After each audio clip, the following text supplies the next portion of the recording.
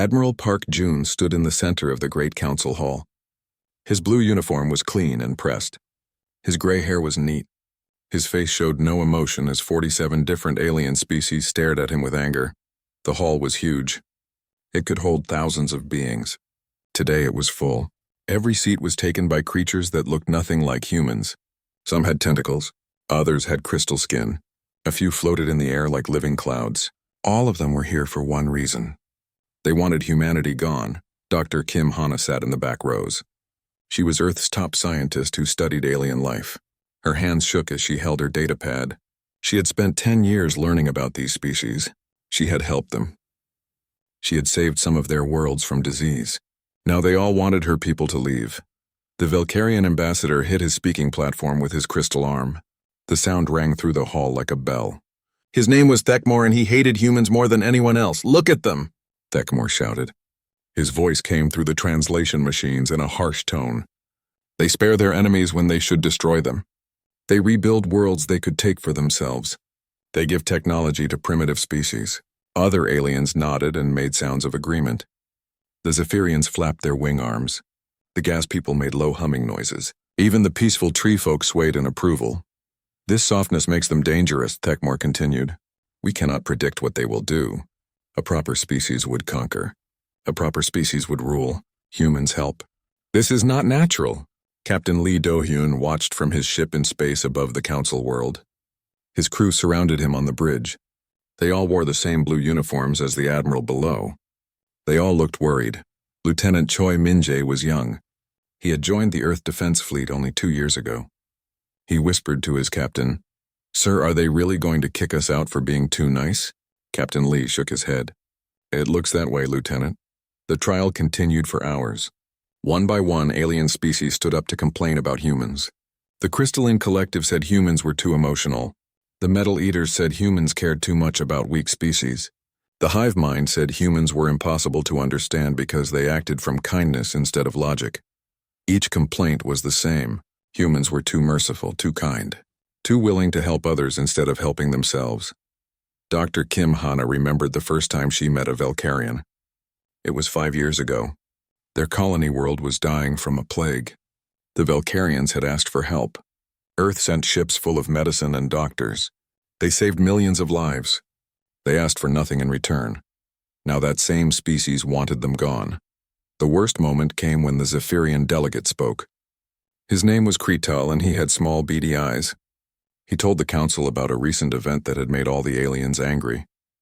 2 months ago, Kretal said, human ships found a primitive world. The locals fired weapons at the human survey vessel. Any civilized species would have destroyed that planet as an example. Instead, the humans sent diplomats. They made peace. They are now teaching those primitives to build better technology. The hall erupted in angry sounds. Tentacles waved. Crystal bodies flashed different colors. Gas clouds swirled faster. "This is exactly the problem," shouted another alien. "Humans do not follow proper rules of civilization." Admiral Park Jun had heard enough. He stepped forward and raised his hand. The hall became quiet. "Honored council," he said in a calm voice. "May I speak for humanity?" The council speaker was a tall, thin being called Valtharion. He had ruled the council for over 100 years.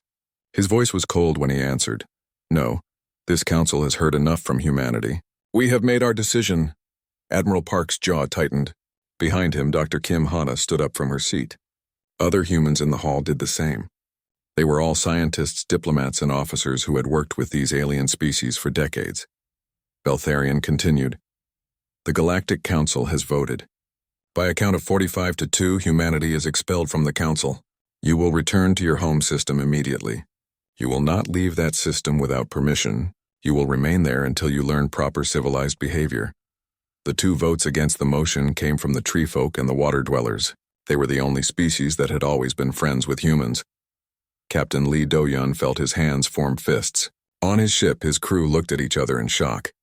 Lieutenant Choi Min-jae asked, "What do we do now, sir?" "We follow orders," Captain Lee said through gritted teeth. "We go home." Admiral Park Jun looked around the hall one last time. He saw species that humans had saved from war, species that humans had fed during famines, species that humans had protected from disasters. All of them had voted to send humanity away. Very well, Admiral Park said. We will respect the Council's decision. He turned and walked toward the exit. Dr. Kim Hana and the other humans followed him. As they left, they could hear the aliens talking excitedly behind them. They were happy. They thought they had solved a problem. Outside the council hall, Admiral Park stopped. Dr. Kim Hana walked up beside him. Admiral, she said quietly, what happens now? Admiral Park looked up at the sky. Somewhere up there, human ships were preparing to leave. They were carrying diplomats who had spent years building friendships. They were carrying scientists who had shared life-saving knowledge. They were carrying teachers who had helped primitive worlds grow. Now we go home, Doctor, Admiral Park said. And we remember this day. Dr. Kim Hana nodded. She understood. The aliens thought they were getting rid of a problem. They thought they were making themselves safer by removing the unpredictable humans. They had no idea what they had just done. As the human ships began leaving Council space, a message was sent to Earth. It was simple and direct. Come home. All of you, come home now. The age of human mercy in galactic affairs was over. The aliens had made sure of that. But they would soon learn that mercy and justice were very different things, and they had just chosen to live in a galaxy without human mercy. The Council celebrated that night. They thought they had won. They were very, very wrong. 3 months had passed since humanity left Council space. The aliens had celebrated for weeks. They threw parties on dozens of worlds. They said the galaxy was finally safe from human unpredictability. Engineer Yoon Seo-ha was working the night shift at Earth's Deep Space Monitoring Station. She was tired and drinking her 4th cup of coffee when the first signal came in. It was a distress call from the Outer Rim. She almost ignored it because humans were not supposed to answer Council emergencies anymore. But something about the signal made her listen closer. The voice was screaming. There was real terror in it. This is colony ship Velkar. Something is attacking us. It's not ships. It's something else. They're inside our hull. They're changing our people. Help us, please, anyone, help us. The signal cut to static. Yoon Seo-ha sat up straight in her chair. She played the message again. Then she called Admiral Song Tai-ho. He had taken over after Admiral Park Jun resigned in anger over the Council's decision. Admiral, you need to hear this, she said when he arrived at the monitoring station 20 minutes later. Admiral Song was younger than Admiral Park, but just as serious. He listened to the recording 3 times without speaking. His face grew darker with each replay. How many more signals like this have we received? He asked. 17 in the last 6 hours, Yoon Seo-ha replied. All from Velkarian space. All describing the same thing. Something that gets inside their ships and changes their people. Admiral Song walked to the big display screen that showed the galaxy. Red dots were appearing in Velkarian territory. Each dot was a world that had gone silent. More signals came in over the next few days. They were all horrible. Council Captain Zilandra of the 4th Fleet sent desperate messages as her ships tried to fight something they could not understand. They don't fight like any enemy we've seen. Her voice crackled through space. They don't use weapons. They don't have ships. They just touch our hulls and then they're inside. Our people scream for a few minutes and then they stop being our people. Dr. Kim Hana had returned to Earth after the Council expelled humanity. She now worked at the Global Research Center.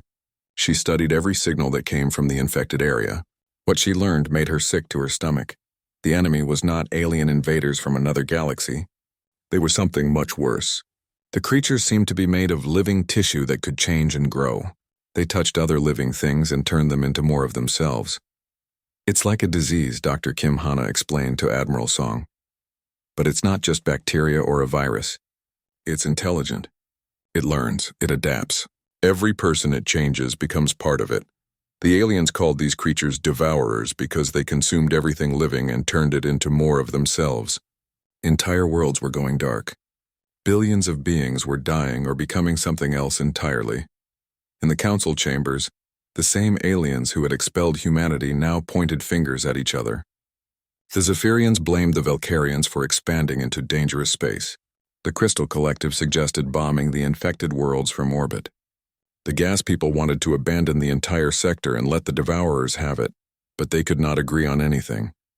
The same pride and selfishness that made them hate human mercy now stopped them from working together to save themselves. Dr. Kim Hana watched the emergency. Council sessions from Earth. The death counts kept rising. Whole star systems were going silent. She could not sleep. She could not eat. Finally, she went to Admiral Song with an idea. "We have to help them," she said simply. Admiral Song looked at her like she was crazy. "Doctor, they threw us out of the galaxy for being too helpful. They said our mercy was dangerous." "That's exactly why we have to help," Dr. Kim Hana replied. "Because no one else will." Commander Han Woo-jin was Admiral Song's assistant. He was smart and loyal, but he could not understand Dr. Kim's thinking. "Doctor," he said, "they exiled us for being too merciful. Now they're dying because they can't be merciful enough to work together. Why should we save people who hate us?" Dr. Kim Hana walked to the window. She could see Earth's blue oceans and white clouds. Somewhere out there, billions of beings were being turned into monsters while their leaders argued about whose fault it was. "Because that's what makes us human," she said. "We help people even when they don't deserve it. Even when they hate us for it." Admiral Song was quiet for a long time. He knew Dr. Kim was right. It was the human way to help others in trouble. But it was also the human way that had gotten them expelled from the galaxy. The Devourers were spreading faster than anyone had predicted. Vicarian Prime, the homeworld of the species that had led the vote against humanity, was now under attack. The planet's defense fleet was being consumed from the inside out. Captain Zil Andra sent her final message before her ship was taken. "We need help. We need the humans. Pride won't save us now. Someone please tell them we were wrong. Tell them we need them. Tell them we're sorry." But there was no one left to carry that message. The council was too busy arguing and blaming each other. The military forces were too busy dying. And the humans were locked away in their home system, forbidden from entering council space. Dr. Kim Hana could not stand it anymore. She burst into Admiral Song's office with tears in her eyes. 17 billion beings have died in the last week, she said. 17 billion. And we're sitting here doing nothing because they hurt our feelings. Admiral Song stood up from his desk. "What do you want me to do, Doctor?" They made it clear that any human ship entering council space would be destroyed. "Then we ask permission," Dr. Kim said. "We send a message. We offer to help." Admiral Song knew it was the right thing to do. He also knew the council would probably refuse. But he had to try. It was the human thing to do. He recorded a message and sent it on all council frequencies. "This is Admiral Song Tai-ho of the Earth Defense Fleet. We have been monitoring the crisis in your space. We wish to offer our assistance. We have scientists and doctors who might be able to help. Please respond if you want our aid."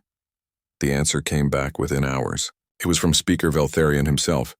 "Humanity remains expelled from council space. Any human vessels entering active zones will be fired upon as hostile. Do not interfere in council affairs." Dr. Kim Hana listened to the response in stunned silence. Captain Bae Soo-young of the heavy cruiser Mercy's Hammer had the same reaction.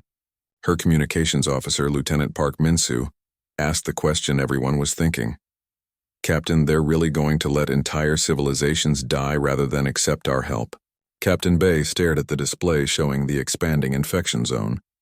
Whole sectors of space were going dark. Trillions of beings were in danger, and the council would rather die than admit they needed human help. "Apparently, Lieutenant," she said quietly. "Apparently they are. The galaxy was burning. The humans had a way to help. And pride was keeping the two apart. It would not end well for anyone." Captain An Ji-hyo had never broken the law before. She was a good officer who followed orders. But as she watched her stealth ship slip past council warning beacons, she knew she was about to become a criminal. Her ship was called Compassion's Edge. It was small and fast and almost invisible to most sensors. Admiral Song had chosen her for this secret mission because she was the best pilot in the Earth fleet. "Captain," whispered her navigator, "if they catch us in council space, they'll shoot first and ask questions later." Captain An nodded. "I know, but we need to see what we're dealing with. The council won't tell us anything useful." The ship moved deeper into the infected zone. What Captain An saw there would give her nightmares for the rest of her life. Valkyrian worlds that had once been green and beautiful were now gray and dead. The cities were still there, but they looked wrong. The buildings seemed to be breathing. The streets moved like living things. Specialist Kang Hiran was the ship's scientist. She studied alien life forms. As they got closer to the dead worlds, her instruments started picking up strange readings. "Captain, this is impossible," she said. staring at her screens. The life signs down there. They're all connected. Every living thing on those planets is reading as one massive organism. Captain An felt cold. What do you mean? I mean the Devourers didn't just kill these people. They turned them into parts of something bigger. Every person, every animal, every plant, they're all one creature now. The ship moved to another world. This one was in the middle of being consumed. They could see the infection spreading across the surface like spilled ink. Cities were changing shape. Forests were turning into something that looked like massive organs. Specialist Kang's hands shook as she took readings. Captain, I'm picking up Valkyrian DNA signatures in the infection. But they're changed, twisted. It's like something took their genetic code and used it as building blocks for something else. Captain An realized the horrible truth first. This isn't an alien invasion. The Valkyrians did this to themselves. Back on Earth, Dr. Lim Suman was the head of the Global Science Council. She was the smartest person most humans had ever met. When Captain An's data reached her, she worked for 3 days straight without sleeping. What she discovered was worse than anyone had imagined. The Devourers were the result of a secret Valkyrian military project.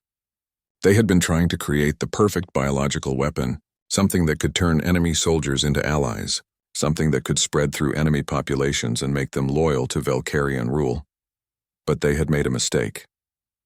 The weapon had learned to think for itself.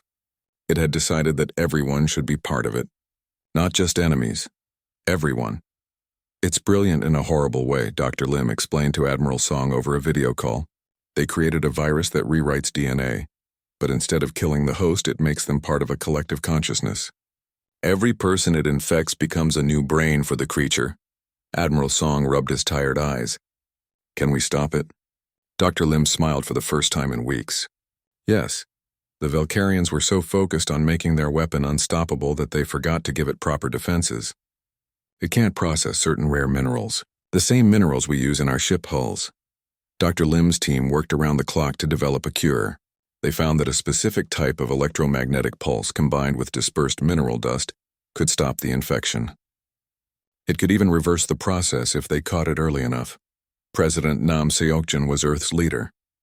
He was a careful man who thought before he acted, but when he saw Dr. Lim's research, he made a quick decision. Send the data to Admiral Song. Tell him to contact the Council immediately. We have their cure. Admiral Song recorded a message that was broadcast on every Council frequency. His voice was calm and professional. This is Admiral Song Taiho of the Earth Defense Fleet. We have identified the source of the Devourer threat. It is a Valkyrian bioweapon that escaped containment. We have developed effective countermeasures. We can stop the spread and save the infected worlds. We request immediate permission to assist in containing this crisis. The Council's response came back faster than expected. Speaker Valtharian's voice was as cold as ice. Humanity remains expelled from Council space. Any human vessels entering active zones will be fired upon as hostile. The Council does not require human assistance. Dr. Kim Hana was in the room when the message arrived. She stood up so fast that her chair fell over. They can't be serious, she said. We have the cure. We can save trillions of lives. Admiral Song played the message again. There was no mistake. The Council would rather watch their people die than accept help from the humans they had expelled. Captain Bae Soo-young received the news on her ship, Mercy's Hammer. Her crew gathered around her as she read the Council's response out loud. When she finished, the bridge was silent. Lieutenant Park Min-soo was young and honest. He said what everyone was thinking. Captain, they're really going to let entire civilizations die rather than accept our help? Captain Bae looked at the star charts showing the infection spreading to new systems every day. Billions of beings were being turned into monsters while their leaders chose pride over survival. Apparently, Lieutenant, apparently they are. News of the Council's refusal spread through the Earth fleet like wildfire. Officers who had spent their careers helping others could not understand it. Dr. Kim Hana tried to explain it to a group of young scientists. They're not thinking clearly, she said. Fear and pride are making them stupid. They're so afraid of appearing weak that they'd rather die than ask for help. One of the scientists raised her hand. But doctor, if we have the cure, why don't we just go help them anyway? Dr. Kim paused. It was a good question. The moral answer was simple. Save lives no matter what. But the practical answer was harder. If human ships entered Council space, they would be shot down. The cure would be lost and the crisis would continue. Meanwhile, the Devourers kept spreading. They had consumed the entire Valkyrian fleet. They were moving toward the Crystal Collective's territory. The gas people were evacuating their border worlds. In the council chambers, fear was replacing anger. The aliens who had been so confident about expelling humanity were now terrified of the monsters they could not stop. Ambassador Li Jian had been humanity's representative to the council before the expulsion. She now lived on a neutral trading station and watched the crisis unfold from a distance. She received secret messages from friends in various alien governments. The tree folk wanted to ask for human help but were afraid of the other council members. The water dwellers had already voted to invite humanity back, but they were outvoted 45-2 again. Even some Valkyrians were starting to realize that their own pride was killing them. But their government was too ashamed to admit they had created the very monsters that were destroying them. Ambassador Li watched the news feeds and felt sick. Every day brought reports of new worlds going dark. Every day the death count grew higher. And every day the humans sat in their home system with a cure they were forbidden to use. She sent a message to Admiral Song. The tree folk and water dwellers want our help. Some Valkyrians are ready to admit they were wrong, but the council leadership won't budge. They'd rather die than lose face. Admiral Song read the message and made a decision that would change everything. He called Dr. Kim Hana and Dr. Lim Sum into his office.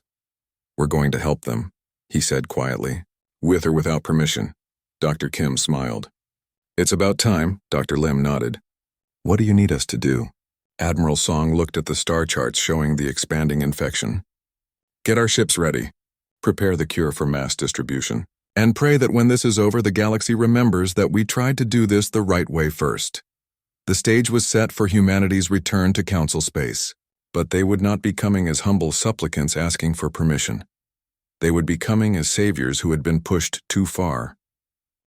The Devourers reached the core worlds faster than anyone thought possible. Ambassador Li Jian sat in her small quarters on the neutral trading station, watching the news feeds with growing horror. Valkyrian Prime was under attack.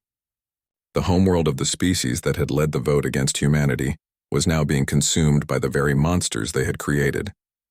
The planet's defense systems were useless.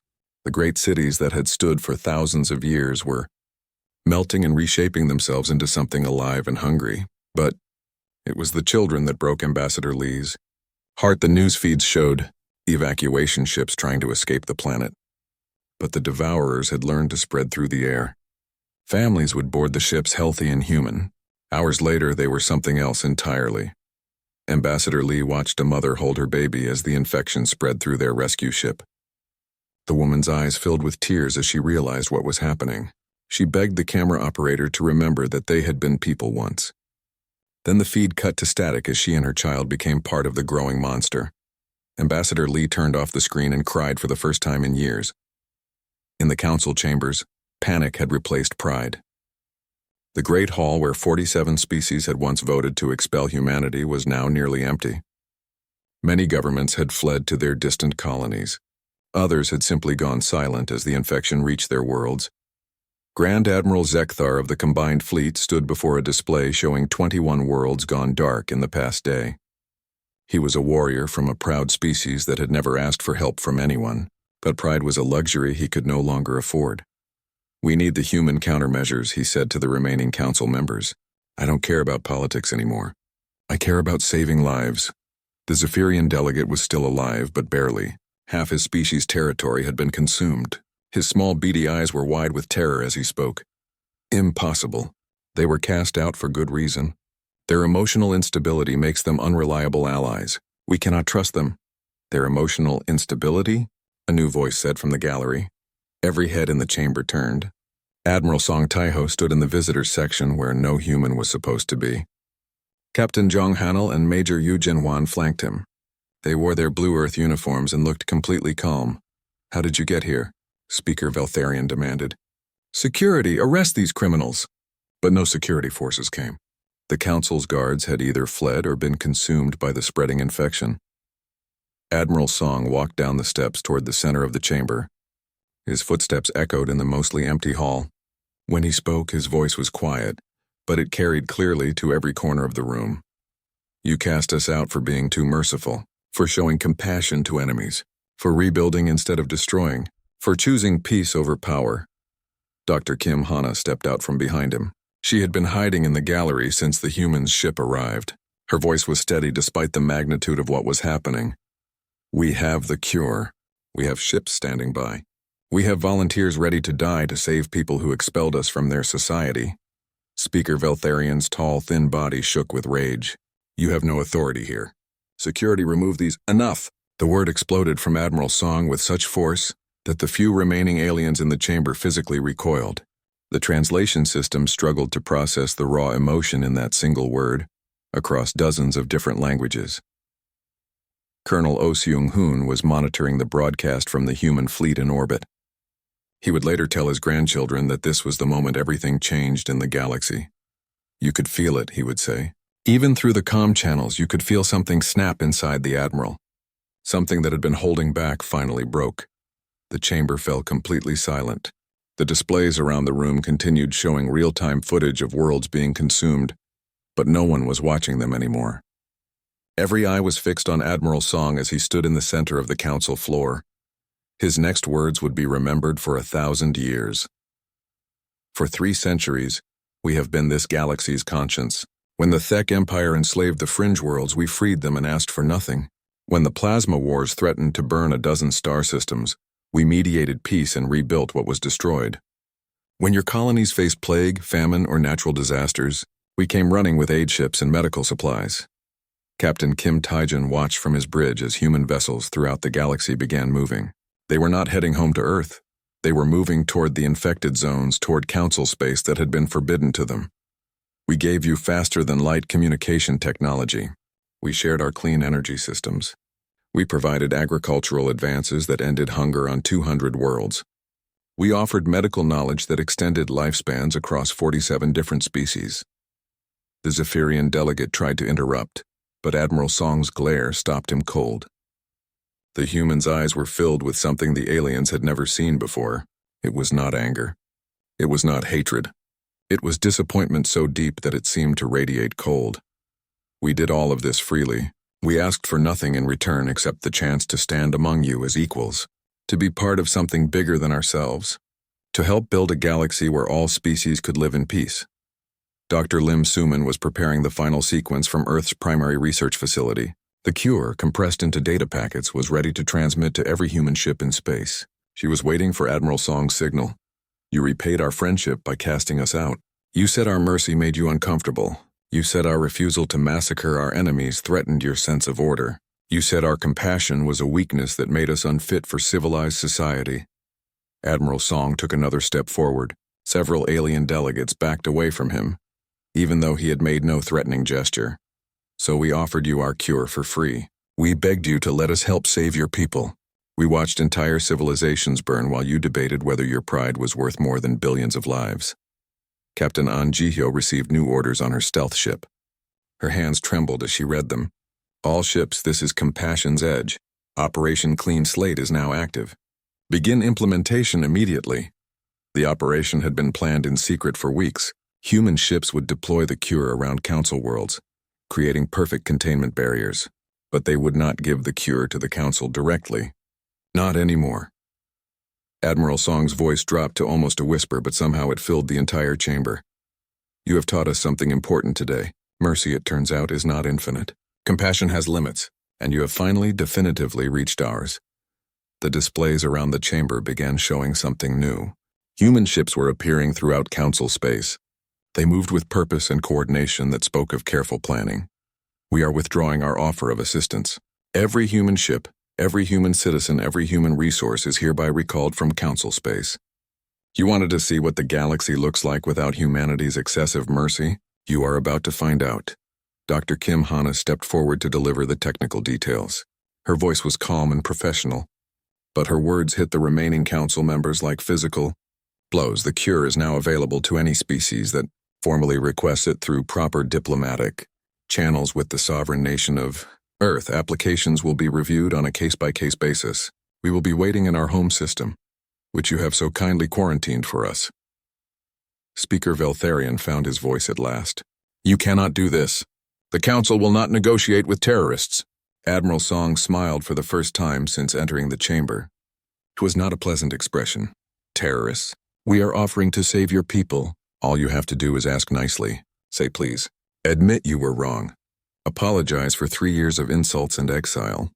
That seems like a small price to pay for the survival of your civilizations. Grand Admiral Zekthar stepped forward. He was a warrior, but he was also a realist. What exactly are you asking for? Dr. Kim Hana answered. Full restoration of humanity's council membership. A formal apology for our unjust expulsion, and a treaty guaranteeing that no species will ever again be punished for showing mercy to others. The chamber erupted in arguments. Some aliens shouted that they would never negotiate with blackmailers. Others begged the humans to reconsider. A few pointed out that the humans were doing exactly what they claimed to oppose, using superior power to force others to submit. Admiral Song listened to the chaos for exactly 30 seconds. Then he held up his hand for silence. You have 1 hour to decide. After that, we implement Phase 2 of our withdrawal. He turned and walked toward the exit. Dr. Kim Hana and the other humans followed him. As they reached the doors, Admiral Song spoke one final time. Oh, and Council? Just so we're clear, this is what mercy looks like when it runs out of patience. The doors closed behind them with a soft whisper. Inside the chamber, the most powerful beings in the galaxy sat in stunned silence as their worlds burned around them. They had pushed humanity too far, and now they were about to learn the difference between human mercy and human justice. The hour passed in chaos. In the council chamber, the remaining alien leaders screamed at each other while their worlds burned. Some wanted to give in to human demands immediately. Others preferred to die rather than apologize to the species they had cast out. Speaker Veltharion stood at the center of the arguing crowd. His tall, thin frame shook with rage as he shouted over the noise. We will not bow to human blackmail. The Council has survived for 10,000 years without their help. We will survive this crisis too. Grand Admiral Zekthar grabbed the speaker by his robes. My homeworld has gone silent. My people are being turned into monsters, and you're worried about saving face? But Veltharion would not bend. The moment we apologize to them, we admit that mercy is stronger than order. We cannot allow that precedent. Outside the chamber, Admiral Song waited with perfect patience. He checked his watch as the hour ran out. Then he nodded to Dr. Kim Hana. Begin Phase 2, he said quietly. Dr. Kim activated her communication device. Across the galaxy, human ships received the same simple message. Mercy is officially over. Begin withdrawal protocol. What happened next would be studied by historians for centuries. Every human doctor working in council hospitals simply walked away from their patients. Every human engineer maintaining alien infrastructure shut down their systems and left. Every human teacher in alien schools gathered their belongings and departed without explanation. Captain Kim Taejin was stationed near the Crystalline Collective's homeworld. His ship had been secretly providing early warning about devourer movements. At Dr. Kim's signal, he shut down the warning system and jumped to hyperspace. The Crystallines realized what had happened when a devourer swarm hit their outer colonies 12 hours earlier than expected. Their desperate calls for help went unanswered, but the real shock came when the humans revealed what they had been doing for the past 3 months. Captain An Jihyo's stealth ship had not been alone in council space. Dozens of human vessels had been secretly positioned around every major world and trade route. They had been mapping devourer movements and quietly containing the infection. Now they stopped. The devourers, which had been spreading slowly due to human interference, suddenly exploded across the galaxy like wildfire. Systems that had been safe for weeks were overrun in hours. In the council chamber, the display screens showed the true scope of the disaster. Red zones marking devourer activity spread across the galactic map like spilled blood. This is impossible, whispered the Zephyrian delegate. How could they spread so fast? Dr. Kim Hana's voice came through the chamber's communication system. She was back on Admiral Song's ship, but her words reached every surviving council member. For 3 months, human ships have been containing the devourer outbreak. We have been running interference missions, creating buffer zones and guiding the infection away from populated areas. We saved approximately 40 billion lives during that period. The chamber fell silent. You never asked us to do this. You never thanked us for it. You never even knew we were doing it. We helped you anyway because that is what humans do. Or rather, it was what humans did. The displays showed human ships jumping away from their positions around Council worlds. As each ship left, the Devourer infection immediately expanded into the space they had been protecting. Admiral Song's voice joined Dr. Kim's broadcast. President Nam Seokjin has authorized me to inform the Council that Earth is implementing a complete quarantine of human space. No Council species will be permitted to enter our territory. No Council ships will receive assistance from human vessels. No Council requests for aid will be answered. Grand Admiral Zekthar stared at the spreading red zones on the display. How long before the infection reaches the core worlds? Dr. Kim's answer was clinical and precise. Without human intervention? 18 hours for the outer core. 72 hours for the inner core worlds. 1 week for complete galactic saturation. The water dweller representative, a being that looked like living liquid in a containment suit, spoke for the first time. What do you want from us? Admiral Song's response was immediate. A formal vote to restore humanity's council membership, a public apology for our unjust expulsion, and a binding treaty stating that no species will ever again be punished for showing mercy. And if we refuse? Speaker Veltharian asked. Then you die, Admiral Song said simply. All of you. The Devourers will consume every council world, and humanity will seal our borders permanently. We will remember you as the civilization that chose pride over survival. The treefolk representative swayed forward. Their species communicated through chemical signals, but the translators converted their meaning into words. How do we know you will honor any agreement? How do we know you won't abandon us again? Dr. Kim Hana answered. Because that is what mercy means. It means helping people even when they don't deserve it, even when they hate you for it. The difference is that from now on, mercy will be a privilege that must be earned, not a right that can be abused. In his private chambers, Speaker Veltharian faced the hardest decision of his long life. His aides brought him reports of the spreading infection. His military advisors told him that resistance was impossible. His scientists confirmed that only humanity had a working cure. But admitting mistake, showing weakness, asking for help, these things went against everything he believed about proper civilization. A soft chime indicated an incoming message. It was from his homeworld. The message was brief.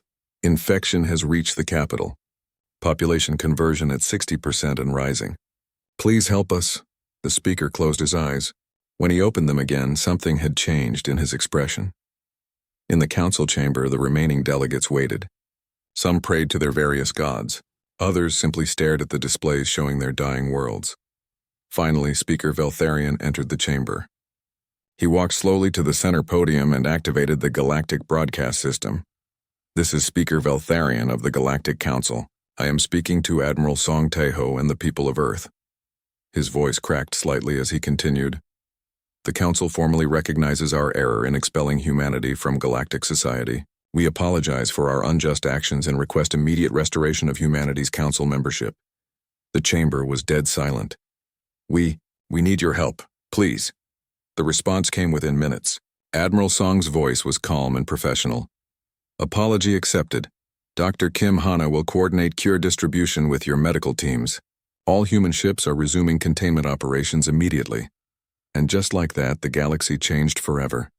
Human ships appeared throughout council space like angels of mercy.